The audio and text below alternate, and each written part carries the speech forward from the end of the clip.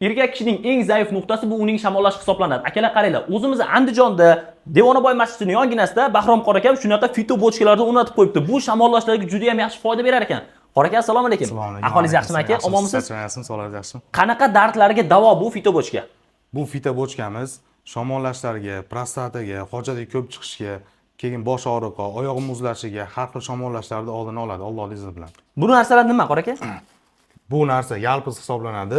Bu archa, bu ramashka, bu lavanda bo'ladi va Bularni suvga solib turib, mana shu fito bochkaning ichiga par bilan haydalanadi, mana shu tabiiy giyohlar. shunaqa. Mana shu holatda meni orqamdagi terimda hamma shamollashlar, ugridan qolgan qizillar hammasiga foyda beradi. Foyda beradi inshaalloh. Bundan tashqari qora aka, bu yerda siz nimalar bilan shug'ullanasiz? Yana fito bochkadan tashqari. Bu yerda hijama, zulik va ayollar xizmat qiladi. Ayollarga ayollar, erkaklarga erkaklar, ya'ni o'zingiz. Shunaqa. Aka, Alloh umringizga, rizqingizga barakot bersin. Amin. Andijon Devonaboy masjidining yonginasida joylashgan mana shu hijama zulik sentrimizda qora akam o'zlari sizni tanangizdagi barcha shamollashlarga Allohning izni bilan xizmat ko'rsatyapti. Pastda nomerlarni ham qoldiramiz.